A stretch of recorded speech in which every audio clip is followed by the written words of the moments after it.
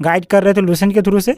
और जितना भी 8, 9 और 10 NCERT बेस साइंस पढ़े और उसी से सब NCERT को ही लेकर सर माइंड भी है। तो भी अगर रेगुलर अगर 3 से 4 घंटा भी अगर करें ना तो बहुत है। 6 महीना उसके लिए मेनली जो 8, 9 और 10 जो साइंस अगर पढ़ लिया तो उसका एक भी क्वेश्चन टेस्ट देने के बाद 1 घंटा एक्स्ट्रा रुक के जो जो क्वेश्चन नहीं बना है वो सब क्वेश्चन को हम लोग एनालिसिस करते थे। जैसे बहुत क्वेश्चन है कि हम जानते हैं तो अगला वाला नहीं जानता है, वो जानता है तो हम नहीं जानते, तो हम जो जानते हैं वो बता दिए, अरे इस क्वेश्चन को इस ट्रिक से भी, शॉर्ट ट्रिक से भी बनाया जा सकता है, तुम लॉन्ग मेथड में गया, हम लोग शॉर्ट टर्म में बनाए। अब वही अगला वाला बोला कि नहीं इस तरह को करो। तो साथियों, आप सभी का बहुत बहुत स्वागत है डोमिनेंट कंप्यूटर के शानदार प्लेटफॉर्म पर। फ्रेंड्स, आज के इस इंटरव्यू सेशन में हमारे साथ हैं बाबर साहू जी, जिन्होंने RRB टेक्नीशियन और ALP एग्जाम 2018 क्रैक किया है। तो चलिए इनसे जानते हैं इनके सक्सेस स्टोरी के बारे में। साथ ही इस वीडियो में हम इनसे जो भी 2024 में वैकेंसी आई है ALP टेक्नीशियन की, उसकी प्रिपरेशन कैसे करें वो इनसे हम जानेंगे इस वीडियो में। तो आप वीडियो में अंत तक बने रहिएगा और वीडियो आपको अच्छी लगे इस लाइक कर दीजिएगा और चैनल पर नए हो तो सब्सक्राइब कर दीजिएगा। तो चलिए इनसे जानते हैं इनके बारे में। बताइए अपने बारे में। मेरा नाम बाबर साहू हुआ, मेरा RRB ALP टेक्नीशियन 2018 में हम रिक्रूटमेंट हुए हैं। और मेरा जोन उस समय हम जब अप्लाई किए थे तो मेरा इलाहाबाद जोन था, लेकिन अभी हम म्यूचुअल लेके हावड़ा डिवीजन पे अभी वर्क कर रहे हैं। मतलब अभी हावड़ा में पोस्टेड हैं आप? अभी हावड़ा में पोस्टेड हैं हम। अपने एजुकेशनल बैकग्राउंड के बारे में बताइए। मेरा एजुकेशनल बैकग्राउंड है, नॉर्मल ग्रेजुएशन किए हुए हैं, फिजिक्स ऑनर्स में, और ITI है टर्नर से मेरा। इसके बाद ऐसे तो कोई ज़्यादा प्रिपरेशन किए नहीं। मतलब सरकारी नौकरी की तरफ मतलब रुझान कहाँ से आया? शुरू से ही मतलब सोचे थे कि सरकारी नौकरी में जाना है, या फिर मतलब कुछ ऐसा घटना हुआ कि आपको मन किया कि सरकारी नौकरी में ही आना है? सरकारी नौकरी का तो मेनली दिमाग में आया कि जब हम गवर्नमेंट से ITI किए तो वहाँ पे लड़कों का क्रेज़ देखे, वहाँ का डेडिकेशन देखे कि लड़का वहाँ से पढ़ाई कर रहा है। और पढ़ाई करने का मेन मकसद वहाँ था कि लड़का क्लास जाता था ट्रेड का क्लास करने के लिए, लेकिन वहाँ पे क्लास ना करके वो कंपटीशन का सब लोग तैयारी करता था। उसी को देखते हुए हम लोग सोचे कि यहाँ अगर हम लोग थोड़ा सा भी मेहनत कर ले तो उसी को अगर बना के रखे तो हम लोग भी सरकारी जॉब में काबिल है, कर ही सकते हैं। और सिक्योरिटी भी रहती है इधर। हाँ, तो मतलब आपने मतलब गवर्नमेंट ITI से मतलब किया है ITI? हाँ, गवर्नमेंट ITI से ITI किए थे। उस समय तो कंपटीशन दे के हुआ था, तो उस समय हमको टर्नर ही मिला था। और मेनली ITI करने का था मेन मकसद रेलवे में ही जाने का, क्योंकि वहाँ पे जब हम लोग गए सर के पास, जब वहाँ हम लोग ITI में ज्वाइन एडमिशन लिए तब पूछे कि 2 साल में हम लोग का टर्नर के बारे तो कुछ पता नहीं है सर, क्या करें हम लोग। तो बताया कि ऐसा कोई नहीं है, रेलवे में जो भी 2 साल का जो भी कोर्स है सब एलिजिबल है रेल में। ALP के लिए भी एलिजिबल और टेक्नीशियन के लिए भी एलिजिबल है। तो मतलब जैसे तैयारी में आप लोग आए तो ये आपका पहला मतलब था एग्जाम टेक्नीशियन और ALP 2018 वाला, कि इससे पहले भी कोई एग्जाम दिए थे आप? नहीं, मेरा फर्स्ट अटैम्प्ट था और फर्स्ट अटैम्प्ट में ही क्लियर हुआ है। इससे पहले आपने कोई एग्जाम नहीं दिया है? हम दिए थे इससे पहले एक झारखंड में पंचायत सचिव का एग्ज़ाम दिए थे, तो उसमें मेरा DV भी सब होके रहा था। अभी शायद रिजल्ट आया तो मैं भी शायद नहीं हुआ, उसमें कट ऑफ शायद 0.2 नंबर से छटे है। तो मतलब मेनली जो फोकस था आपका वो टेक्नीशियन पे ही था? मेनली था रेल में नौकरी करने का, चाहे ग्रुप D मिले चाहे जो भी मिले। तो रेल में ही सेवा देने का मन था शुरू रेल से में ही सेवा देने का मन था, क्योंकि रेलवे का उस समय बहुत क्रेज था। किसी भी सुनते थे तो बोलता लगता नहीं रेल में जॉब करता है, तो हम लोग भी सोचे कि यार कैसा रेल में जॉब करने से लगता है, थोड़ा हम लोग भी फील करें। तो जैसे तैयारी आपने कैसे शुरू किया इसका?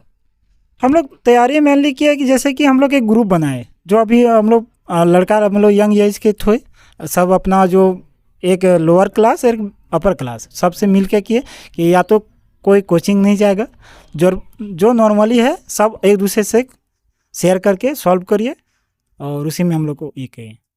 मतलब ग्रुप में ही स्टडी हुआ आपका? हाँ, ग्रुप में ही स्टडी हुआ। कोई बाहर कोई प्रिपरेशन करने के लिए नहीं गया कि यहाँ का क्लास जाइए सर के पास, वो अच्छा पढ़ा रहा है, वैसा कोई बात नहीं। हम लोग सब जो है कि उसको अगर मैथ अच्छा रहा है तो वो मैथ हम लोग को बता दिया, किसी को अगर साइंस अच्छा रहा है तो वो साइंस बता दिया, हम लोग उसी बेस पे किए हैं। और जनरली एक सर थे हम लोग का, सूरज सर करके नाम है, जो धनबाद में पढ़ाते थे।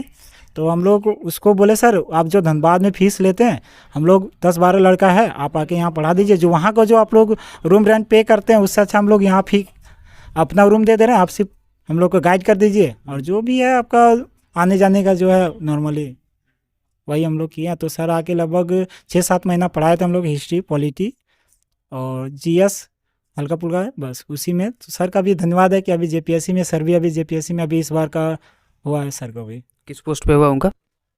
अभी डिस्ट्रिक्ट वेलफेयर डिपार्टमेंट में शायद है। वेलफेयर डिपार्टमेंट में हुआ। हाँ, तो मतलब नगर कोई निगम में। कुछ बुक लिस्ट फॉलो किया था आपने एग्जाम के लिए? हम लोग के लिए मेनली बुक लिस्ट कोई ऐसा प्रिपेयर नहीं था। मेनली यही था कि हम लोग लूसेंट जो अभी है, लूसेंट को किए थे, गाइड कर रहे थे लूसेंट के थ्रू से।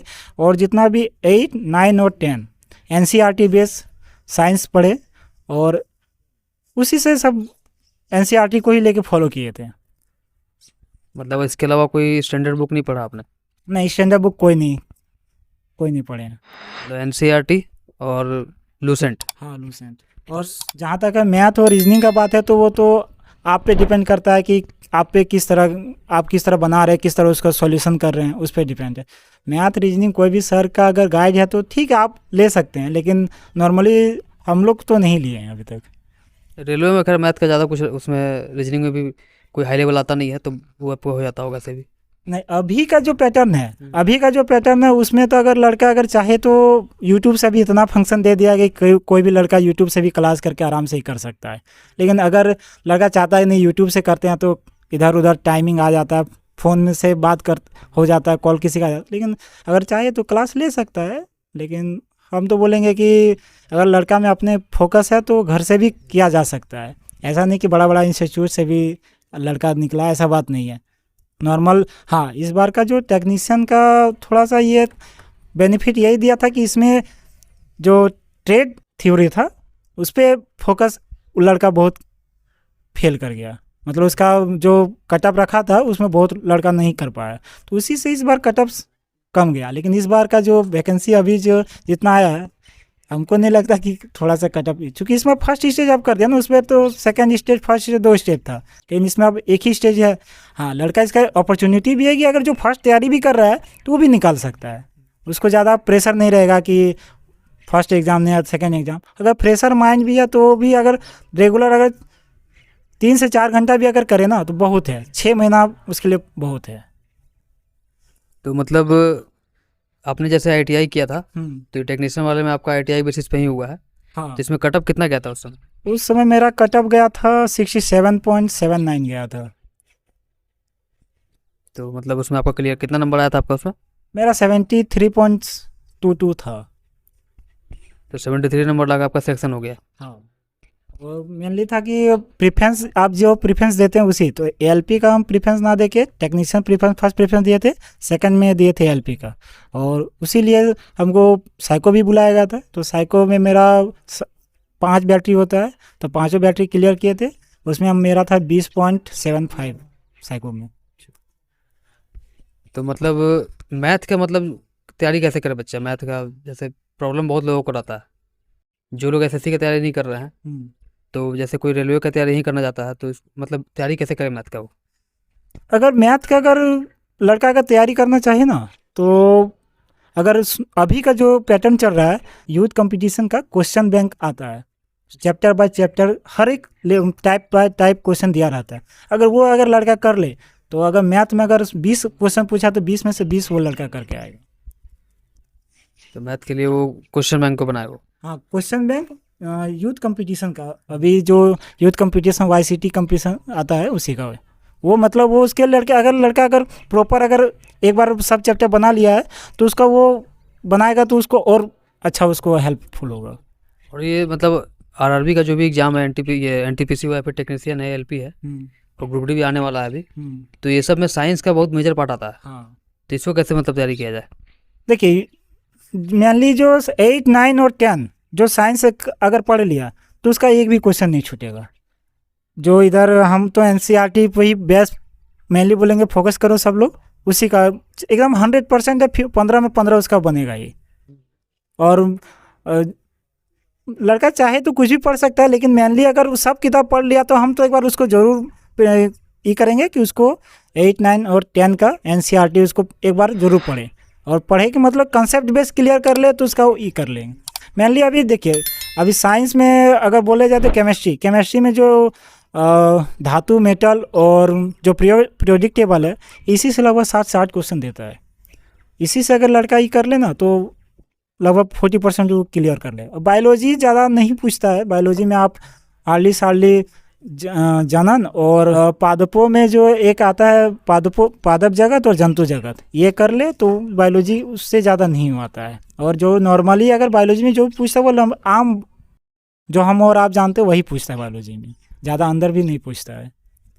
तो मतलब साइंस के लिए एनसीईआरटी सही रहेगा क्लास 8, 9, 10 का। बहुत अच्छा। अच्छा, और मैथ के लिए भी मतलब वो क्वेश्चन बैंक बनाया। और बेस मतलब तैयारी कैसे करें मैथ का? मैथ का बेस देखिए, मैथ का बेस बनाने के लिए आपको पहले तो आप अगर आपका अगर 1, 6, 7, 8 अगर अच्छा है तो आप आराम से कर लीजिएगा। 6, 7, 8 में ही मैथ का बेस बनता है। तो अभी आप मतलब आगे भी कोई एग्जाम का तैयारी कर रहे हैं? हाँ, अभी तो फिलहाल हम कल जेपीएससी का एग्ज़ाम दे के आए हैं, तो अप्रॉक्स लमसम 65% आ रहा है अब अपने हिसाब से। अब आंसर की दे तो हो सकता है, जो ने हमको लगा कि ये डाउटफुल है तो उसको हम छोड़ दिए हैं। तो जो लोग आगे तैयारी कर रहे हैं हाँ। उसको मतलब क्या बोलना चाहेंगे? जो टेक्नीशियन की तैयारी कर रहा है, एलपी की तैयारी कर रहा है 2024 में, ग्रुप डी आने वाला है, एनटीपीसी आने वाला है, तो मतलब कैसे तैयारी करे, वो क्या करे? देखिए, मेनली जो लड़का अभी फ्रेशर भी है या फिर जो भी तैयारी भी कर रहा है, मेनली अभी लड़का सब क्या होता है कि सब सेट बनाता है, सेट में उसको 80-85% आ जाता है। लेकिन जब लड़का जब एग्ज़ाम देने के वक्त घुसता है तो वहाँ पे उस पर उसको प्रेशर बन जाता है, और प्रेशर बनता है तो लड़का जानते भी क्वेश्चन भी वो नहीं बना पाता है। और मेनली हम यही बोलेंगे कि कम अगर आप सीबीटी मोड में दे रहे हैं तो कभी भी लंबा जो क्वेश्चन है उसको टच मत करिए, उसको स्किप कर जाइए। टाइम अगर आपके पास भरपूर मिल जाएगा तो लंबा क्वेश्चन आके आप टच करिए। जैसे एग्जांपल के थ्रू लेते हैं कि हम अगर डायरेक्शन टेस्ट बना रहे हैं तो डायरेक्शन टेस्ट आप पढ़िएगा तो 6-7 लाइन का है, उसको पढ़ने में आपको लगभग 3 से 4 मिनट लगेगा और आपको नंबर कितना मिलेगा? 1 नंबर। उसी में अगर आप रीजनिंग में अगर घुस गए, अगर छोटा छोटा का क्वेश्चन बनाए तो उसमें आप रीजनिंग में 1 अभी तो आ रहा है कि आप देखें और बनाइए, यही इस तरह का क्वेश्चन आ रहा है। अगर आप तुरंत देख लिए तो ऑप्शन हिट करके बना सकते हैं। तो इसलिए बोल रहे हैं कि हम लंबा क्वेश्चन को स्किप करके हुए छोटा क्वेश्चन में घुसिए। हाँ, और ये है कि आप ना जानते हुए तो 1 से 100 तक पहले जाइए, एक बार पूरा एक नज़र में जो क्वेश्चन बन रहा है उसको पूरा बना लीजिए, उसके बाद फिर आप बनाने की कोशिश करें। और आपने मॉक टेस्ट लगाया था क्या? हाँ, मॉक टेस्ट लगा रहे थे हम लोग, टेक्स्ट बुक का दे रहे थे मॉक टेस्ट। उस समय हम लोग जितना भी लड़का थे सब टेक्स्ट बुक का लिए हुए थे। तो टेक्स्ट बुक सही है लड़का से, मतलब उसके लिए ज़्यादा हाई लेवल का भी क्वेश्चन नहीं रहता है और ज़्यादा लो भी लेवल नहीं रहता है, तो मॉडरेट टाइप का रहता है। मतलब लड़का को कभी उसका कॉन्फिडेंस लेवल गिरने नहीं देता है। और बहुत ऐसा जो बनाता है कोई कॉन्फिडेंस, इतना हार्ड लेवल क्वेश्चन दे देता है कि लड़का का कॉन्फिडेंस सेल्फ लेवल डाउन हो जाता है, तो लगता है कि उसको लगता है कि अब हम कर ही नहीं पाएंगे। तो मतलब टेक्स्ट बुक सही है। और टेक्स्ट बुक में जैसे उसका पर्सनल मॉक भी दिया रहता है और प्रीवियस ईयर का भी रहता है, तो कौन ज़्यादा बेटर है, प्रीवियस ईयर या फिर उसका जो अपना प्राइवेट मॉक रहता है वो ज़्यादा बेटर है? नहीं, हम तो बोलेंगे कि आप देखिए, अभी रेलवे का पैटर्न चल रहा है कि करंट बहुत दे रहा है, स्टैटिक्स हल्का फुल्का दे रहा है, और पूरा तो एकदम इंसेंट मिडिएवल हिस्ट्री सब हटा दे रहा है। तो आप अगर करंट लेके चल रहे हैं तो सबसे बेटर रहेगा। करंट पे फोकस रखिए, करंट से ही अभी बहुत क्वेश्चन पूछ रहा है। एंसेंट मिडिएवल नॉर्मल अगर जान रहे तो ठीक है, नहीं भी पढ़िएगा तो भी कोई दिक्कत नहीं, 2-4 क्वेश्चन आए स्किप कर जाइए, कोई बात नहीं। लेकिन उसके आप चलते अगर पूरा किताब हिस्ट्री में पूरा हिस्ट्री पढ़िएगा तो उसमें तो आपको दिन पूरा चला। उसी को अगर आप कवर इधर कर लिए, अपना मैथ रीजनिंग और साइंस अगर अच्छा कर लिए और इधर करंट अफेयर 6 महीना का, तो आप आराम से निकाल लीजिएगा। करंट अफेयर के लिए कोई बुक बताइए या कोई यूट्यूब चैनल जहाँ से आपने तैयारी किया हो। करंट अफेयर के लिए देखिए, सबसे पहले हम तो स्टडी IQ को फॉलो कर रहे थे। अभी पहले उस समय फ्री था, लेकिन अब तो पेड कोर्स कर दिया है। तो अभी तो फिलहाल करंट अफेयर के लिए उत्कर्ष क्लासेस बेटर है, क्योंकि वो हर तरह का नॉलेज दे रहा है। लड़का अगर 6 महीना से भी अगर देख लेना तो करंट अफेयर कहीं, क्योंकि अभी जेपीएससी में जो भी क्वेश्चन करंट अफेयर पूछा था हम उसी को फॉलो कर रहे थे, तो वही सब क्वेश्चन उसी से आया है। उत्कर्ष क्लासेस से सारा क्वेश्चन लड़ गया? एक भी क्वेश्चन नहीं था कि नहीं जानते थे। हाँ, ऐसा हो सकता है जानते हुए भी क्वेश्चन कुछ गलत होता है। अब जैसे 2 ऑप्शन रहे तो लगता है कि इस क्वेश्चन ये है कि वो है, तो उसमें आप चांस ले भी सकते हैं, नहीं भी ले सकते हैं, लेकिन नेगेटिव नहीं लेने से ही बेटर रहता है। उसमें आपका वेटेज बढ़ता है, अगर नेगेटिव लेते हैं तो एक नंबर भी घटता है, इसलिए। और आप मतलब कोई रूटीन बना कर पढ़ते थे कि ऐसे ही जब समय मिला तो उसको पढ़ लेते थे? नहीं, रूटीन तो कोई नहीं था, हम लोग तो गांव में रहते हैं तो रूटीन है ही नहीं कि प्रॉपर 3 से 4 घंटा हम लोग बैठ सकते हैं। हार्डली हार्डली 1.5 घंटा सुबह देख लिए, और ग्रुपिंग क्लास में वही लगभग 2 घंटा देते थे, और उसके बाद आने के बाद 1 घंटा देख लिए कि हाँ इस चैप्टर को हम लोग ये टॉपिक करके जाएंगे, बस उसी को करना है। और हाँ, रेगुलर जब एग्ज़ाम पे आ गया कि जब एग्ज़ाम का मंथ डेट आ गया कि इतना 15-20 दिन बाद है, तो रेगुलर एक टेस्ट हम लोग मिल के सब लोग बैठ के देते थे, और वहीं पे अपने आप को एक एनालिसिस करते थे कि कितना कौन कितना बना रहा है। अगर किसी का कुछ प्रॉब्लम हो रहा है कुछ टॉपिक में, तो उस टॉपिक को हम लोग फिर वहाँ क्लियर कर देते, ताकि नेक्स्ट बार दे तो उस टॉपिक में हम लोग को प्रॉब्लम ना हो। बहुत लोग तो मतलब टेस्ट लगाते हैं लेकिन उसका एनालाइज नहीं करते। नहीं, हम लोग तो ये था कि हम लोग टेस्ट देने के बाद 1 घंटा एक्स्ट्रा रुक के जो जो क्वेश्चन नहीं बना है वो सब क्वेश्चन को हम लोग एनालिसिस करते थे।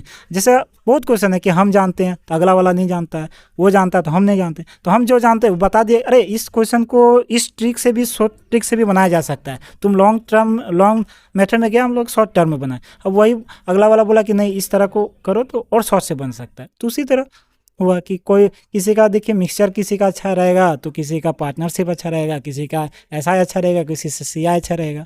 तो जो अच्छा लगे, सब जिसको बेटर लगे कि हाँ ये हम सीख सकते हैं तो अच्छा है। अब हाँ ये नहीं कि हर क्वेश्चन को शॉर्ट ट्रिक से बनाने का नहीं हो सकता है, कुछ कुछ क्वेश्चन रहता है जो आपको थोड़ा सा टाइम देना ही पड़ेगा। तो मतलब आपका 3-4 घंटे का पढ़ाई चलता था रूटीन में जो भी था? हाँ, मेनली 3 से 4 घंटा, उससे ज़्यादा नहीं करते थे। ऐसा नहीं था कि 8-10 घंटे रोज पढ़ रहा है? नहीं, आज तक रिकॉर्ड है कि आज से 10 घंटा हम कभी पढ़े नहीं हैं। सिर्फ जो 8, 9, 10 था तो वही रात भर जगना है, आज पढ़े कल एग्जाम देना है, उसी में। बाकी और ऐसे कंपटीशन लेवल के लिए कोई नहीं है कि आज हमको पूरा पढ़ लेना 8-10 घंटा, नहीं, वैसे नहीं है। वही 8, 9, 10 में जो आपने रात में जगा उसका बेनिफिट आपको मिला एग्जाम निकालने के बाद? बस वही, और कुछ नहीं है। बाकी समय के देखिए, समय के अनुरूप चेंज होना पड़ रहा है। जैसे अभी का जो स्टैटिक्स अभी जो पूछ रहा है, मेनली लड़का सब अभी का है कि करंट अफेयर से जो रिलेटेड है उसी से स्टैटिक्स पूछ देता है। लड़का फंस जाता है कि अरे यार एंसेंस उठा दिया, एंसेंस से नहीं, उससे कुछ रिलेटेड हुआ तभी जाके उससे तो पूछा आपने देखा जाएगा। कि बाबर जी ने कैसे तैयारी किया था, और अभी जो टेक्नीशियन और एलपी का वैकेंसी आया है, एनटीपीसी भी आने वाला है, तो उसकी तैयारी कैसे करें इन्होंने बताया। जनरल साइंस के लिए आपको क्लास 8, 9, 10 का प्रेफर किया इन्होंने कि एनसीईआरटी पढ़िए। इन्होंने लूसेंट पढ़ा था और एनसीईआरटी पढ़ा था, तो आप भी उसे फॉलो कर सकते हैं। करंट अफेयर के लिए उत्कर्ष क्लासेस बताया, इन्होंने स्टडी आईक्यू से किया था, हालांकि वो पेड वर्जन चला रहा है अपना, तो आप उत्कर्ष क्लासेस से भी कर सकते हैं। तो उम्मीद करता हूँ कि आपको ये वीडियो अच्छा लगा होगा और आपको कुछ सीखने को मिला होगा। तो हम लोग ऐसे ही लगातार टॉपर्स का इंटरव्यू लेते रहते हैं, और ऐसे इन्फॉर्मेटिव वीडियो देखने के लिए चैनल को लाइक कर दीजिएगा और सब्सक्राइब भी कर लीजिएगा। धन्यवाद।